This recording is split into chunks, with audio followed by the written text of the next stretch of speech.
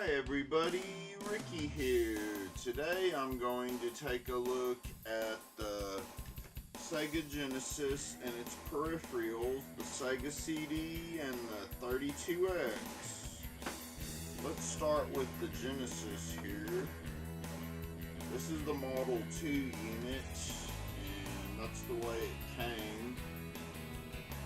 It has a back plate here that you have to add to put the Sega CD unit there. As you'll see right here, let me put that down.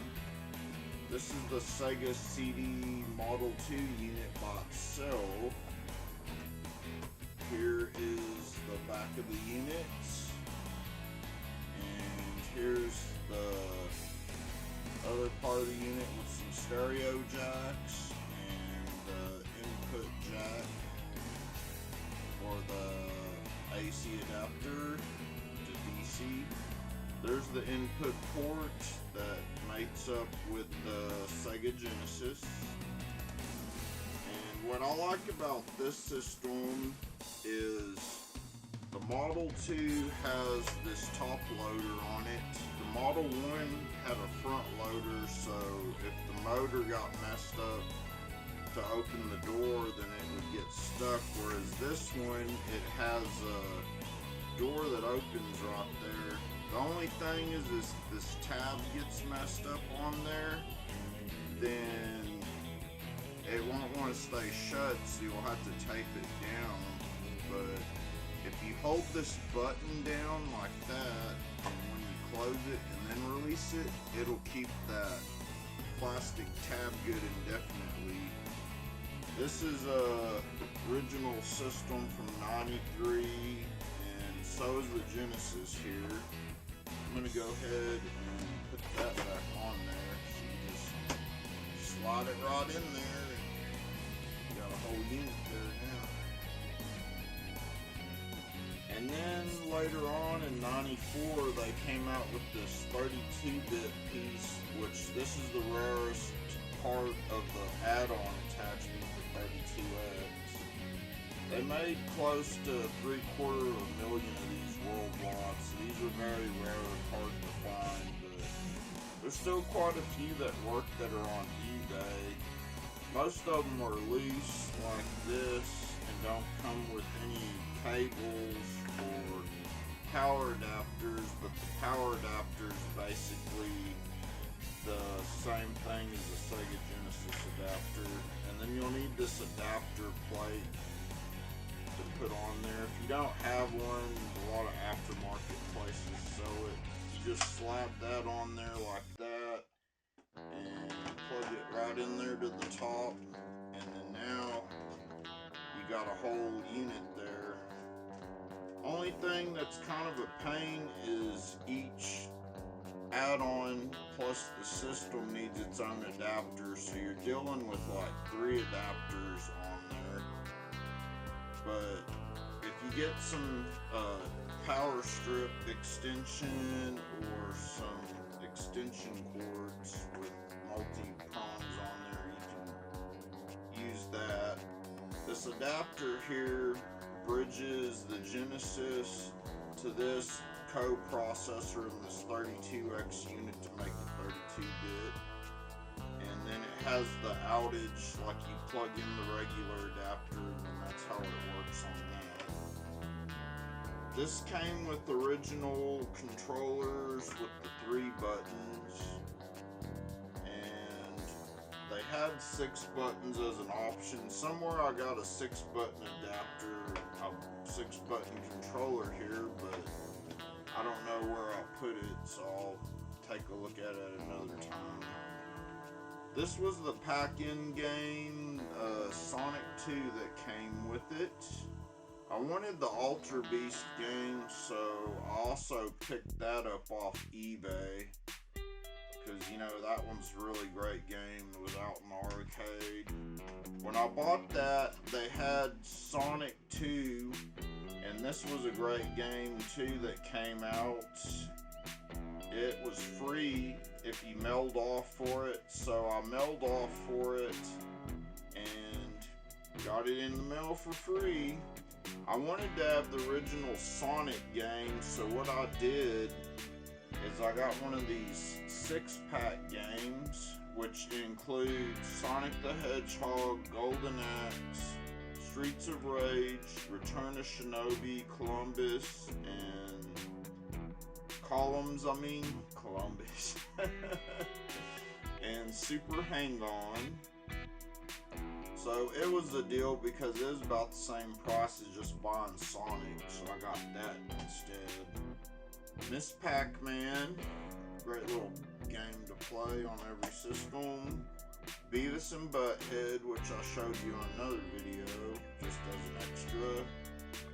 Mortal Kombat 2, that's always a good game to have, though it's not as good as the Super Nintendo version, it still is a good game to have on any system.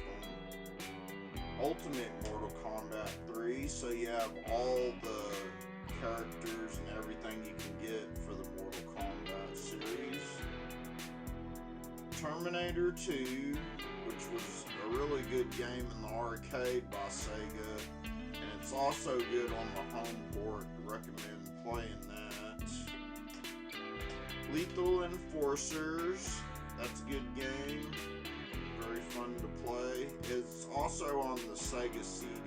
If you buy it on there, you can get 1 and 2 together on there. Those are both fun games to play. Urban Strike, it's kind of like a Desert Storm type game, but very fun, still the same. And then here you'll notice none of these have a label on the end of it, which is kind of a pain if it's on a shelf or something, but these are the 32X games. There was only like 32 of them made, which is kind of the irony being 32X, but it was kind of in a time when it was in a transition with the 32-bit era, and they were trying to get something to the market, because, you know, they had like 3DO and CDI, and then with PlayStation being on the horizon and Sega Saturn, that's why they decided to come up with this system in the first place. This one's Star Wars, and this one's Virtua Fighter.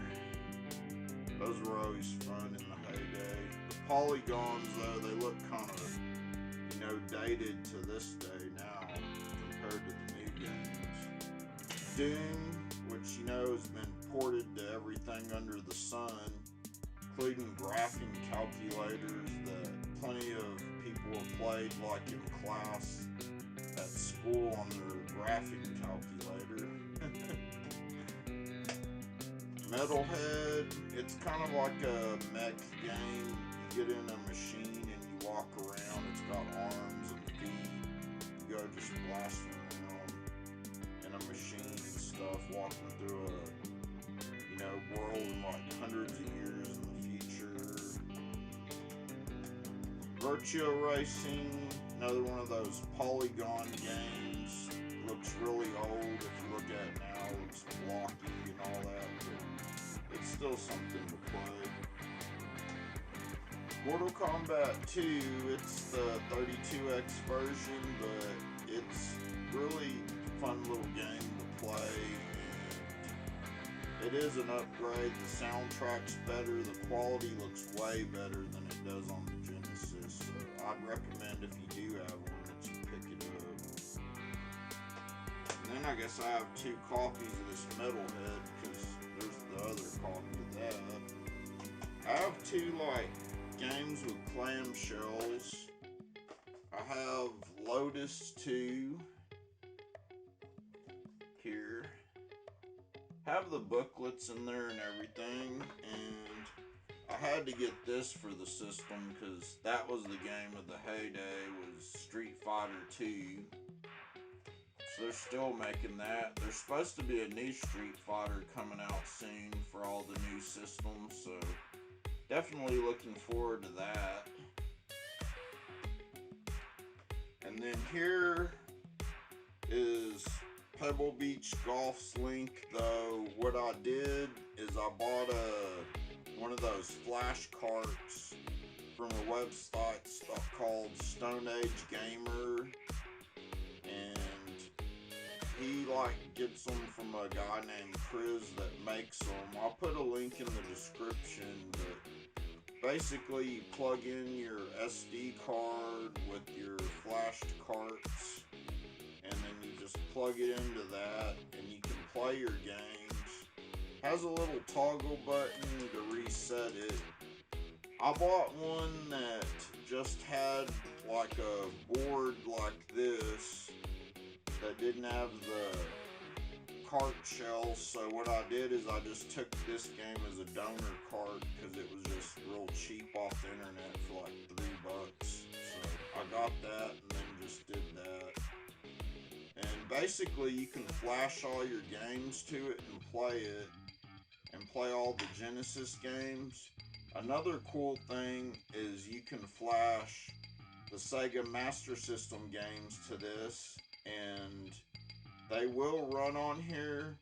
The only issue though is if you do any Sega Master System games, you have to unplug this 32X for them to work, because it won't understand the logic trying to go through the code processor to do it. Hypothetically, I think it could play Game Gear games because they're basically Sega Master System games with more color palette on it, but they're in a different extension, so I don't know if it would work or not, but I think it would. And if nothing else, if you named them SMS, they probably would boot on this. They do have newer carts, because I bought this cart like many years ago, and some of the newer flash carts you can even flash your Sega CD games to the cart, so you can boot everything just through the system and play it without even have to have the disc. But I still like having the complete setup with the original system. This one's still got a real good laser eye. I've taken really good care of it, so the laser eye and the plot still moves, and I can play all the games all the way through from the CD unit. And like I said earlier, it does play the backups that way, so that's always good to keep your master copies good. If they mess up for any reason, then you got a backup of it, and that's always good to have. But yeah, that's pretty much the system. What I find real interesting about this Pebble Beach cart right here is if you look at it really close, you can see that it has Philips CDI little chips on it, and a Sony chip and a Sega chip. So it goes to show that all these systems were like collabing together, all these companies, because the Philips CDI, there's some chips there, and then there's Sony right before they even came out with the PlayStation, which they also were already working with Super Nintendo to make a CD system of that, but then nothing came of it, so that's why they branched out into the Sony PlayStation. That's pretty much the setup I got here, and I mainly use this flash cart, but I still like having these on the shelf. So if you're into retro systems, you oughta check it out and get you one, and they're all over eBay and for sale on sites everywhere, so they're plentifully available, except this 32X may be harder to find. Sega CD's not too bad. These are like all over the place Genesis, and you can also always emulate them on the phones, but original hardware, it's just always fun, you know, having the nostalgia in your hands right here, so. But anyways, thanks for watching everybody, and see you next time.